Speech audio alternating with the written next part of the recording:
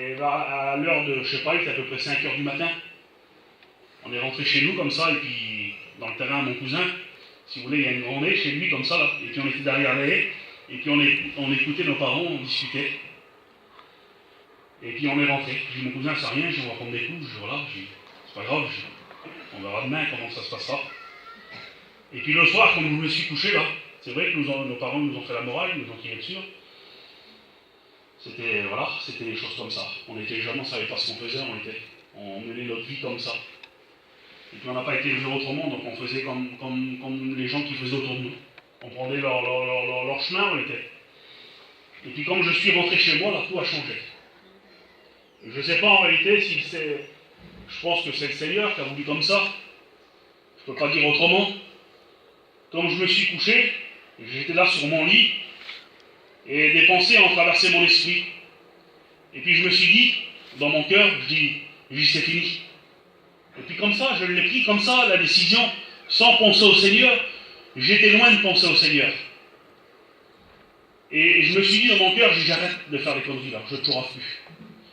Et ça ne nous mène à rien du tout, on fait des conneries, on s'en va, on peut se faire tirer dessus, on peut avoir plein de problèmes.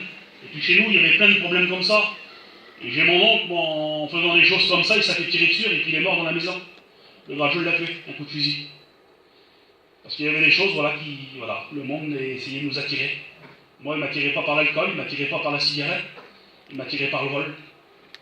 Et puis un jour, ma cousine, elle est venue me chercher. Et c'était pratiquement la seule chrétienne de chez nous. Et elle est venue me chercher, c'était à l'église de Rennes, si vous voulez. Et comme elle est venue me chercher à cette époque-là, elle me dit, David, elle dit, tu vas venir à la réunion avec moi. C'était les réunions de jeunes. J'étais jeune, j'avais 14 ans et demi quand je vous parle de ça. Et puis elle me dit, David, tu vas venir avec nous à la réunion, et puis je lui dis oui. Et j'ai dit oui, je vais venir avec toi, puis j'ai venu à une réunion, 2 réunions, 3 réunions, 4 réunions. Et puis j'ai commencé à insister à beaucoup de réunions, si vous voulez. Et j'écoutais la parole de Dieu, j'écoutais les choses. Et à un certain moment, j'ai écouté la parole de Dieu, puis la parole de Dieu, si vous voulez, elle a parlé à mon cœur. Elle a parlé à ma vie, elle m'a fait montrer, la parole de Dieu, l'état de ma vie. Comment je vivais. Et elle m'a fait montrer, si le Seigneur revenait, que j'étais perdu. Et pourtant, j'étais jeune, je me disais, je suis jeune, c'est le Seigneur quand même, il peut... Mais non, j'ai compris à ce moment-là que j'étais un pécheur. Et si je restais dans ma position, ben, j'étais perdu. Et vous savez, ce que j'ai fait ce soir-là, c'était un samedi soir. C'était une réunion de jeunes, semblable à celle-ci, des cantiques, des témoignages, la parole de Dieu. Et la parole de Dieu a commencé à parler à mon cœur. Et j'ai vu mon état, j'ai vu comment j'étais, j'ai vu que j'étais un pécheur, et j'ai vu que j'étais privé de la gloire de Dieu. Mais vous savez, lorsqu'on est devant le fait accompli, lorsqu'on réalise dans notre cœur que la parole de Dieu c'est la vérité, et puis là je l'avais compris que la parole de Dieu c'était la vérité, je l'avais compris là, et puis le serviteur de Dieu tout simplement, lorsqu'il a fini son message, il a dit je vais faire un appel. Vous savez, comme on a l'habitude de voir, et puis il dit celui qui veut donner son cœur au Seigneur Jésus, il vient tout simplement qu'il lève sa main à sa place. Et à ce moment-là, il s'est passé un combat, vous savez.